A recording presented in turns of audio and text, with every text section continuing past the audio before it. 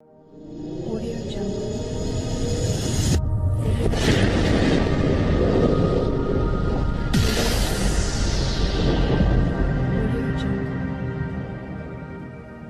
L'athérome est l'étiologie dominante de la majorité des affections cardiovasculaires.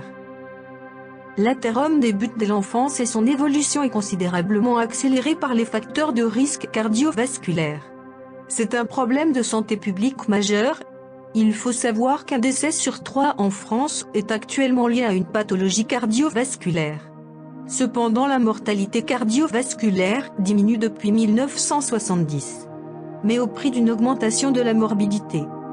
Les facteurs de risque d'apparition d'un athérome sont multiples: le tabagisme, l'hypertension artérielle et le diabète ont été identifiés comme les facteurs de risque majeurs d'apparition d'athérome. L'obésité et la sédentarité sont considérés comme des facteurs prédisposants et doivent être pris en compte. L'athérosclérose se développe particulièrement au niveau de zones de contrainte mécanique, notamment au niveau des zones de bifurcation des artères de gros et de moyen calibre. La localisation de l'athérome de la tête aux pieds: artères carotides, les sous-clavières et les artères vertébrales. Artères coronaires. Aorte thoracique descendante. Aorte abdominale, c'est la localisation la plus fréquente. Les artères des membres inférieurs.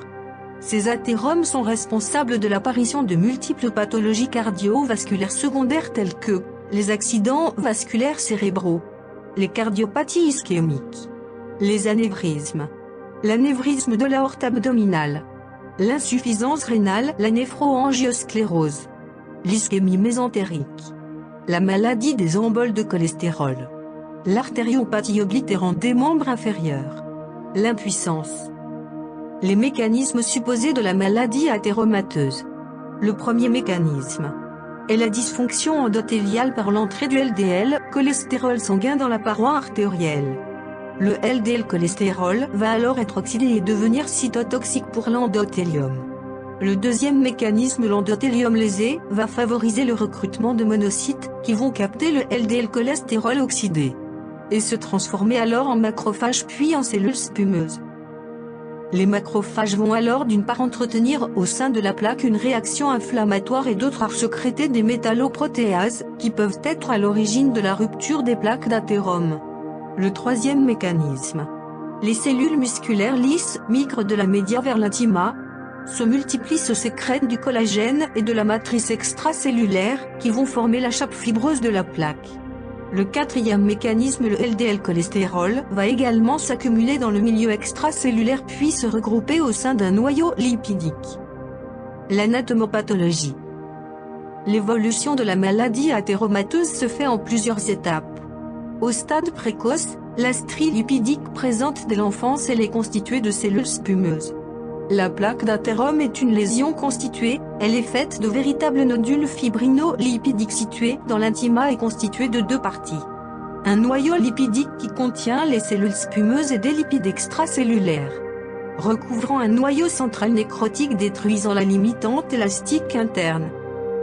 La chape fibreuse qui est riche en fibres de collagène et des cellules musculaires lisses et aux matrices extracellulaires qui séparent le noyau lipidique du reste de l'intima. L'évolution naturelle de la plaque d'athérome. La progression est lente débutant dès le début d'enfance. Réduction progressive de la lumière artérielle malgré le phénomène de remodelage artériel. Les lésions deviennent alors symptomatiques.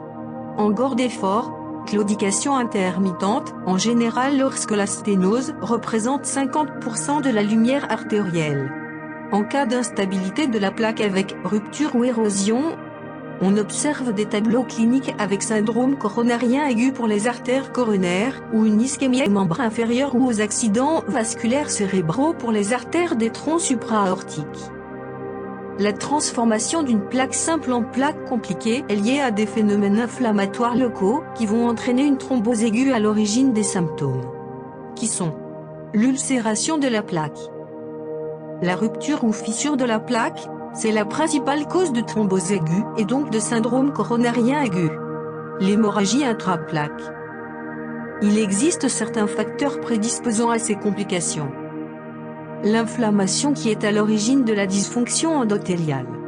La constitution de la plaque: plus la chape fibreuse est composée de collagène et de cellules musculaires lisses, plus elle est épaisse, plus la plaque est solide. On retrouve en général cet aspect dans les plaques athéromateuses anciennes. Les conséquences de la plaque d'athérome selon son siège et selon si elle est sténosante ou détachée. Pour les artères carotides sous-clavières et vertébrales, si la plaque est sténosante, on trouve une symptomatologie faite d'accidents ischémiques transitoires ou drop-attack pour les artères vertébrales. Et si cette plaque se détache, elle donne des accidents ischémiques transitoires ou des accidents vasculaires cérébraux au niveau des artères coronaires. Si la plaque est sténosante non rompue, elle donne un engorgé fort, mais si elle est rompue, elle peut donner une ischémie aiguë en aval de la plaque rompue, comme l'ischémie aiguë des membres inférieurs. Une ischémie mésentérique. La maladie des emboles de cholestérol. La plaque sténosante au niveau des artères mésentériques peut donner un engorge mésentérique, mais en cas de rupture de cette plaque, il y aura une ischémie mésentérique. La plaque sténosante au niveau des artères rénales peut donner une sténose de l'artère rénale, qui peut être responsable de l'insuffisance rénale ou OAP flash. Si elle se détache, elle donne une thrombose des artères rénales. Une plaque sténosante au niveau des artères des membres inférieurs peut donner une artériopathie oblitérante des membres inférieurs, avec claudication à la marche, ou une impuissance. Et si elle est rompue, elle donne une ischémie des membres inférieurs. Les principes de la prise en charge au long cours du patient polyathéromateux. Un patient polyathéromateux est un patient qui présente des lésions athéromateuses multifocales. Il y a une fréquence des associations entre coronaropathie et les AVC et les artériopathies oblitérantes des membres inférieurs. La prise en charge globale.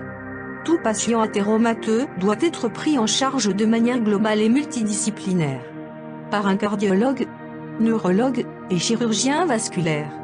La présence d'une coronaropathie doit faire rechercher d'autres localisations athéromateuses et vice-versa.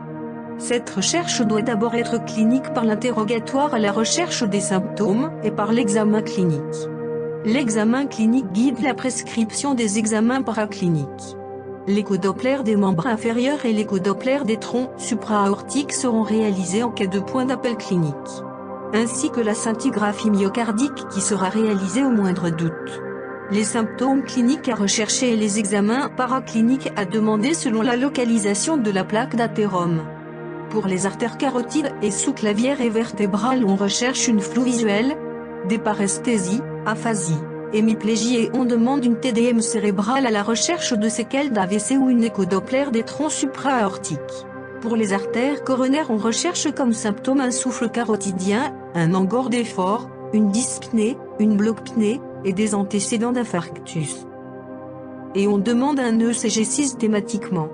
Un test d'ischémie en première intention avec un ECG d'effort ou une scintigraphie myocardique ou écho de butamine ou IRM stress. Et une coronarographie. Pour l'aorte abdominale, qui est la localisation la plus fréquente des plaques d'athérome, on recherche une masse battante abdominale, signe de Baquet, ou un souffle abdominal. Et on demande une échographie abdominale en première intention. Une TDM ou une IRM si besoin. Pour les artères mésentériques, on recherche un engorge mésentérique, qui se manifeste par une douleur ou un météorisme postprandial. On demande une angio-TDM ou IRM abdominale. Pour les artères rénales, on recherche une insuffisance rénale, un OAP flash ou une HTA résistante ou un souffle abdominal. On demande une échographie Doppler des artères rénales. Une TDM ou une IRM si besoin.